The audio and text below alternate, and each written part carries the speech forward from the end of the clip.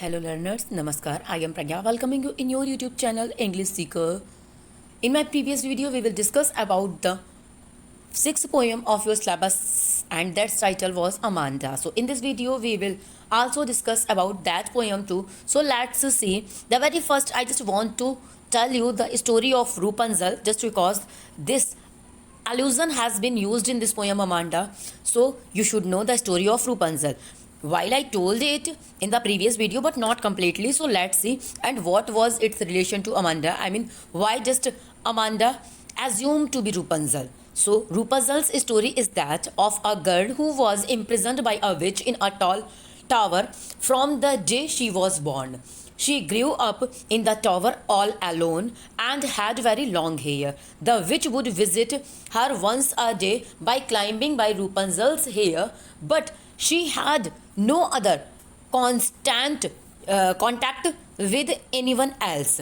Then one day a prince heard Rapunzel sing and he started meeting her by climbing up the tower using her hair. When the witch found out about the prince, she tricked him and cut off Rapunzel's hair so that they would no longer be able to meet. After many trials and troublesomes, Rapunzel and the prince were united and the witch was defeated. If we will discuss that what is why did Amanda assume to be Rapunzel? So Amanda wants to be Rapunzel because she imagines that living in a tower all alone would be tranquil and that in the tower she would not have any care in the world. She thinks that she would never let her hair down for anyone so that they would not be able to visit her. This is because she dreams of a life of solitude away from people and who keep telling from those people who keep telling her what to do. If we will talk about the key points of this poem, so we can say that the central idea of the poem is a parent or guardian's inability to understand a teenager. To escape the nagging, the teenager drifts off into an imaginary world, romanticizing a space where there is no one to correct her constantly and she is free to do as she likes. The poet refers to fairy tale characters like mermaid and Rapunzel. These are instances of allusion. So you can say just because the the character of mermaid and Rapunzel is explained here, so you can say the figure of speech allusion. Allusion is here. The use of phrase emerald sea to describe the green color of the sea is an example of metaphor. So metaphor, figure of speech is also here. If we will talk about the other figure of speeches, so we can say that alliteration and repetition is also here. So what is alliteration? Repetition of initial consonant sounds in some lines. So where are they? Let's see.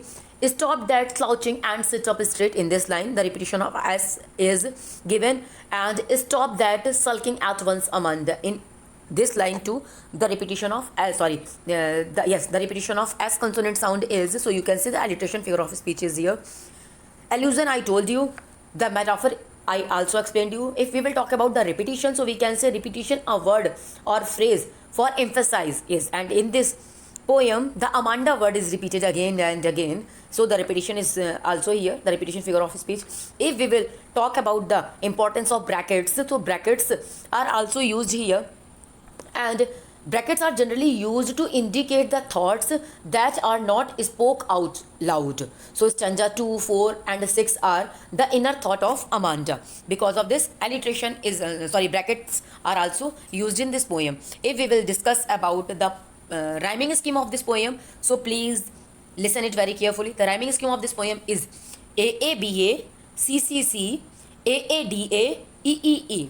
Once again, I am going to repeat it. Please focus here. Listen it very carefully. AABA, CCC, AADA, EEE. So this is the rhyming scheme of this poem. So I hope that you have understood it.